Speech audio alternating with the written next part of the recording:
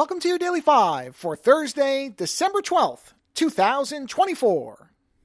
I happened to come across over on Blue Sky, there's a couple film writers that I follow over there, and one of them posted a story about a particular cut of the 1989 Albert Pyun film Cyborg that was now available through a link that probably is not legal, but I don't know, so I'm not going to put it in the show notes. But basically, this person reposted a link that somebody else had made live to an alternative cut of the 1989 film Cyborg. And I did not know, and I'm not going to get into it, there's a lot to cover, so I can't do it in a 5. But there is a huge backstory to Cyborg as far as Albert Pyun being fired and the movie being re-edited in a way that really changes the movie and yet doesn't change it at all. And I thought, and I just saw a small glimpse of this, and I looked into it. And once I saw how much was involved, I thought to myself, I have to watch this. Even though Cyborg is an okay film. I don't think it's great. I don't think it's terrible. I think it's okay. It's certainly not as good a film to me as something like Nemesis, which I think is probably my favorite Pyun film that I can think of off the top of my head, certainly science fiction-wise. But I've always thought it's okay. I love the main villain because he's just so interesting looking and he's so over the top.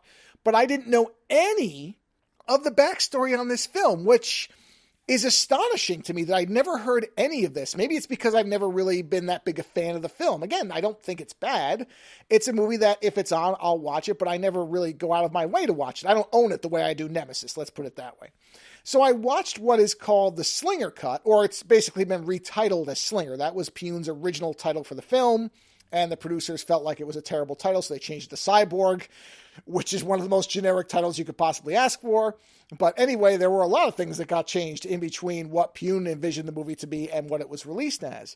And as far as the movie itself, all of the main pieces, the narrative bits, they're all the same by and large. So this is not a movie where there was another hour or two of footage that's radically different that got changed into it. Something like, I don't know, like Superman 2 or Dune, or movies where there's just so much more footage and the director really changed so much in their recut. This is fundamentally the same movie. You're going to see the same images, slightly different order in little pieces though. It basically chronologically unfolds the same way. Many of the shots are the same. Some are alternate takes. In fact, from what I understand, a lot of them are alternate takes, but basically the same events. Some are longer than they were before, so there's less cutting back and forth. But basically, it's not like you're not going to recognize what the movie is. However, the core premise, incredibly, is completely different. Cyborg, which was edited by Jean-Claude Van Damme and his producer friend, that movie is about a future where there is a plague, and the cyborg, from the title, is carrying the cure to the CDC in Atlanta. Slinger is about a future where there's no disease. There is no plague present, no reference to it whatsoever, but instead the future has just gone down the tubes, and basically there are people, there are hardcore Satanists, and then there are slingers, which is the Jean-Claude Van Damme character, people, mercenaries, essentially. But when I say Satanists, I'm not exaggerating. Fender, the main villain, prays to Satan multiple times. He talks about his devotion to Satan, how the world now is Satan's world. It is a radically different premise. And what's interesting, and again, I'll go into this in detail on Friday, is how much you notice all of the religious imagery, including the crucifixion scene, and why it makes far more sense for what Pyun's original vision was. So it's astonishing to me that and it's just in cutting certain dialogue and redubbing certain dialogue. Again, they didn't change the scenes. They didn't have to. But the two movies, in terms of the premise, could not be more different, and yet they unfold in largely the same way.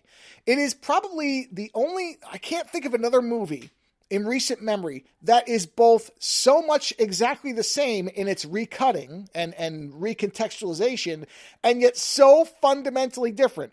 Cyborg is a pure science fiction film about a plague and a dystopian future because of a plague. Pyun's Slinger is about a world that has fallen into such immorality that literal Satanists are trying to take over the world, and yet they proceed as the same film. I cannot emphasize seeking this thing out highly enough if you've ever seen Cyborg. I can't give you a link to it, but if you can find it, watch it. Later.